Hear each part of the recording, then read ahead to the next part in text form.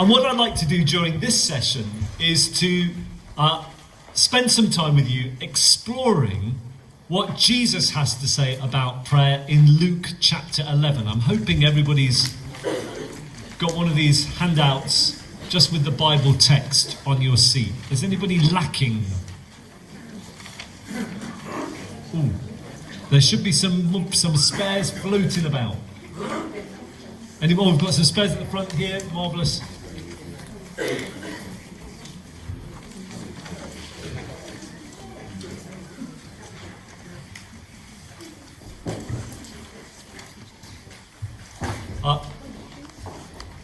So thinking about this phrase, prayer can bring about a future that otherwise might not exist. What I'd like us to do during this next session is to spend some time looking at what Jesus has to tell us about prayer, and particularly about prayer around these questions of vocation and calling that we're thinking about together today.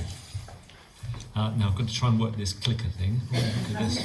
I'm doing well. Ooh. Julie's now looking very tense.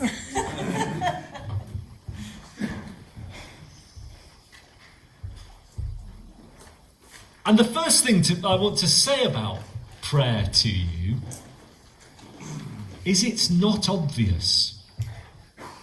And often, most of us feel most of the time that we're not praying nearly as well as we should do, and that we should know how to do it better. I think that's common for almost all people at all stages. The eagle-eyed amongst you will have seen that the Bible passage I've given you comes from Luke chapter 11. You would have thought that the disciples, by the time they had been knocking around with Jesus, up to the point of Luke chapter 11, that the penny would have dropped for them by now if they were spending each day travelling, sleeping, eating, walking around with the Son of God. You'd have thought they would have got the hang of prayer by chapter 11. Or am I just being naive here? And yet, what we find them saying a good chunk of the way through Luke's gospel is, Lord, teach us to pray. So I think the first thing we have to get over when we're thinking about prayer is, oh, I should be doing this better. Or we should be doing it better. And to accept that this is always something about which there is more to be learnt, where our efforts are going to be imperfect, but our call is to do the best we can. And I think if we can get ourselves into that headspace, it's quite liberating. Because none of us like doing things where we think we are failing. But if we know that this is something we're called to give our best shot to, that changes our perspective completely. And so I think we have to approach prayer as the disciples did in Luke 11. Lord, teach us to pray. We're on a journey. We want to get better at this. We want to know what to do. We want to know how to be. But we're not going to be there yet. And then the next question is, what do we think is happening when we pray? I know for many of us, often we have prayed turning up to God with a shopping list of things that we would like God to attend to. And there's something quite honest about doing that we cry out to God from our hearts because we want to be in communication with God, we want to be speaking to God, we want to be bringing to God our deepest needs. But that ultimately is not for me what I think prayer is about. I think what we see in this reading from Luke's gospel is the disciples draw near to God through prayer And when they do so, it's not about them asking God to change God's mind. What they're asking is for God to change them. That they are transformed, that they're renewed, that they're brought into a new way of being through their prayer. They're brought to God's heart. So if you look at those first verses of Luke 11, if you look at verse 2, for example, where does it start? It doesn't start with their needs. It starts with them orientating themselves in relationship to God. The first word is Father. They speak out to God, they turn to God, and that changes who they are and what they are about. It's only when they've done that, turn to God, Father, hallowed be your name, your kingdom come. It's only then that they then speak about, Jesus teaches them to speak about the petitions that they have. Because they've begun in the right orientation and they go from there.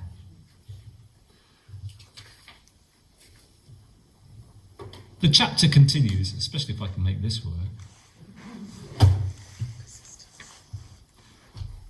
And I think what's remarkable here is how much of what Jesus teaches has to do with persistence.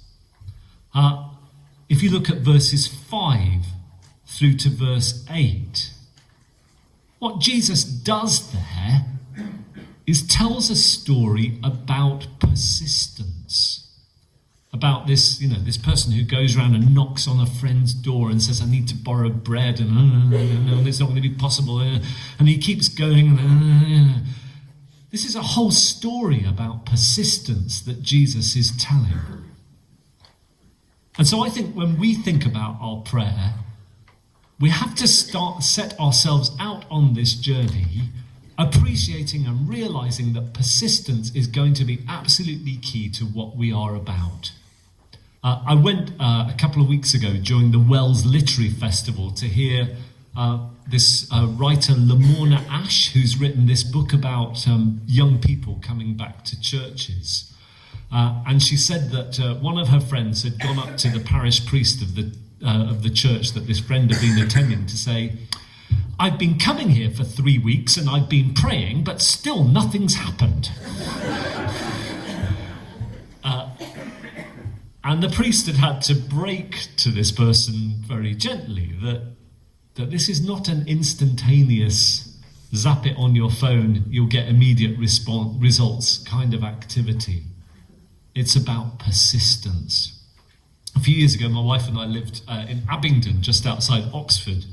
And I can still remember the adjacent benefice to Abingdon had suddenly seen loads and loads and loads of new people coming to church in a way that was quite remarkable. And the vicar, Richard, well, he could have been really cocky about this. He could have put it down to all kind of things like his amazing preaching or, the welcome that was being received or the great initiatives he was running. And his response, I thought, was amazing. He said, folk in this church have been praying for revival here for 20 years. And they've kept on praying and praying and praying and praying and praying and praying. And what I'm seeing is the result of other people's work. So I think that's a question that we need to pose ourselves. Is what is our persistence in prayer? What's our faithfulness? How do we keep going, trusting that God will help us and provide?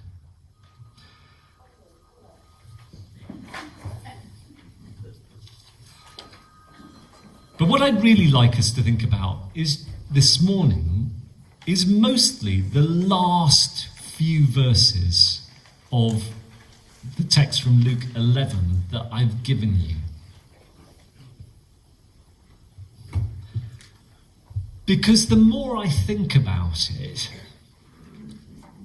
I wonder whether our biggest questions need to be around this word that Jesus uses as he teaches the disciples about prayer. This whole question of ask. Because I think quite often we dive in when we're thinking about our calling or our vocations or the life of our churches, we dive in with our solutions very, very quickly indeed. Whereas I think we might do rather better if we spent time and attention and effort really asking God what we should be asking for. I've spent a lot of time out in churches talking to PCCs, and a common thing that a PCC will say to me when we sit down together is, yeah, well, we'd really like it if more children and families started coming to our church. I think that's almost universal, in fact. But as any of us who've been parents know, there's a whole world of difference between asking for a child and what you actually get. Whole heap of trouble, whole heap of expense, whole heap of stuff that must be done, whole heap of taxi servicing to provide, and the general awareness that this is only going to get more costly the older they become. So when we are praying for our calling, or our vocation, or the life of our churches, what attention do we give to saying to the Lord, what is it that you would have us ask here, now, at this stage of our journey? Because, of course, the question is, do we really, really, really want what it is we are asking for? It's easy to say, oh Lord, we'd like this, we'd like that, or we'd like the other. But there is such a thing as being careful for what we wish for, isn't there?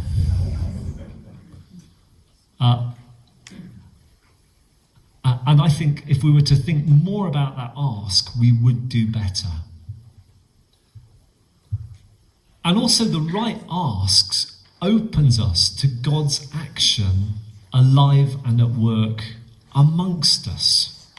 I often think back, particularly in this area of vocation and calling, to an archdeacon who worked with me in my last post, who would often tell us the story about how his church, at a PCC meeting, came to recognise that they had not had anybody go forward to ordained ministry from their congregation for 25 years. And it was a town church, so this was an issue for them.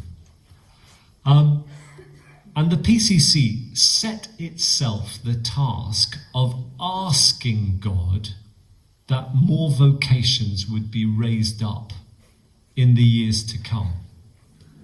And that church sent 8 people into ordained ministry in the next 5 years.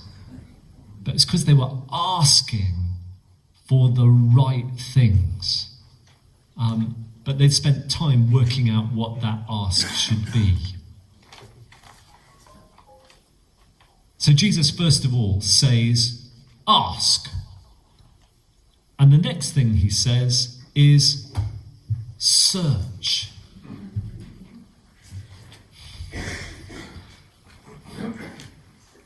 And I think this again poses us with some real questions and problems that we have, because looking at you, you are a large group of people full of common sense. Presented with any problem, I reckon most people here could come up with some pretty darn good solutions very quickly indeed. And that's often what we do in our churches, is it not? We look at an issue and we say, oh, well, if we do this, this and this, it will be fine, we'll sort it out. But I think that runs us into the danger of becoming functional atheists. That we're not asking God, okay, we have this particular issue, Lord, will you help us search for the right solutions that we need for the particular issues that we face and that we have identified through prayer and that we have asked you about. So I think that the second part of prayer that Jesus causes us to think about is, how do we search in prayer to respond to the questions that we have found in prayer? And then Jesus comes up with a final word. Knock. You would have thought, for an organisation based in the idea that somebody who's killed on a cross rises up again to new life, we would not have a major problem in being risk averse.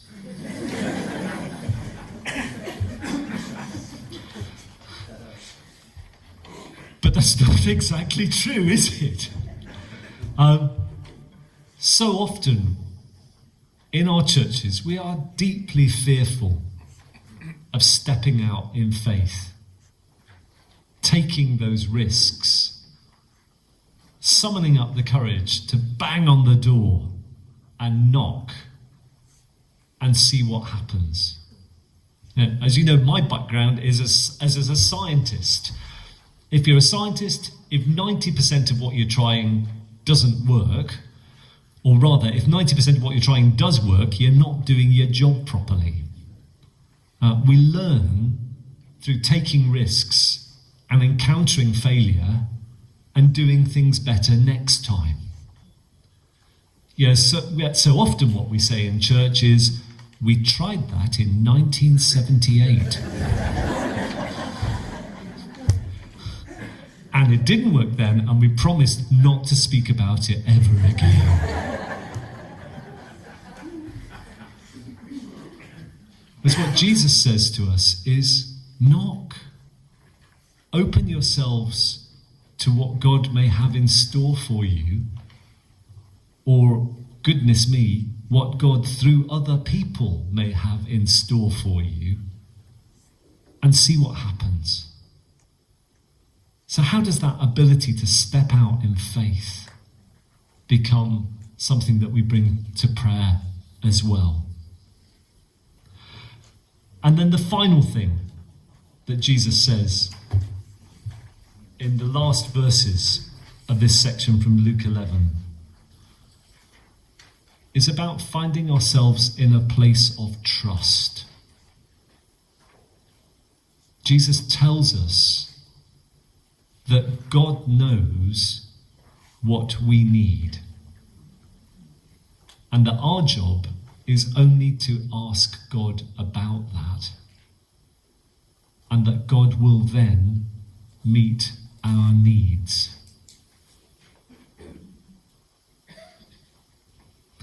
I'm so struck as I go around our diocese about how precious it is for us to feel safe. When we don't feel safe, we don't do very much. We don't step out in trust. We don't take risks. We don't ask for what we need, because we're afraid that even that we have may be taken away. And I think it's only when we can find ourselves moving into places of safety and trust that we can be really open to God's life at work in and among us and through us, and in all the people that are around us. So I think often our biggest challenge in prayer is to ask God to bring us into a place of trust, where we can trust one another, Trust the communities in which we live. Trust that God will see us through and that we have nothing to fear. Because it's only from that place that we can really move forward. So, I have some questions for you.